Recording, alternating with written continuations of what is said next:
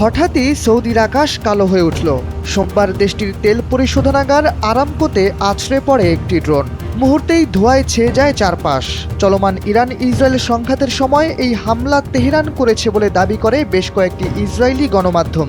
ঠিক তার পরপরই ইরানের আধা সরকারি সংবাদ সংস্থা তাসনিম নিউজ জানায়, সোমবার হওয়া সেই হামলাটি আসলে করা হয়েছে তেল আবিব থেকে।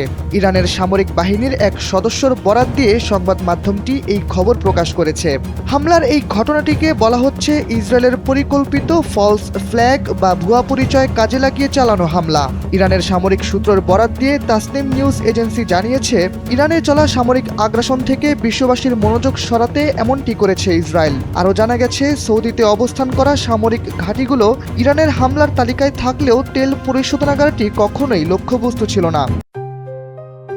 JBS holdings limited. ইরান বলছে, শুধু তেল পরিশোধনাগারই নয়, মধ্যপ্রাচ্যের আরও কয়েকটি দেশে এরকম হামলা হওয়ার সম্ভাবনা রয়েছে। এর আগে সোমবার যখন হামলাটি চালানো হয়, তখন টাইমস অফ ইসরায়েলের প্রতিবেদন দাবি করে সৌদিতে হওয়া হামলাটি চালিয়েছে তেহরান, যার পর সাময়িকভাবে বন্ধ থাকে এর কার্যক্রম। খবরে বলা হয়, তেল পরিশোধনাগারে হামলার ফল পড়বে বিশ্ব তেলের বাজারে। তবে ইরান তখন বলেছে, ইসরায়েল মূলত নিজেদের দোষ আড়াল করতে ইরানের ওপর দায় চাপিয়ে দিয়ে সামরিক স্বার্থ উদ্ধার করতে চাইছে।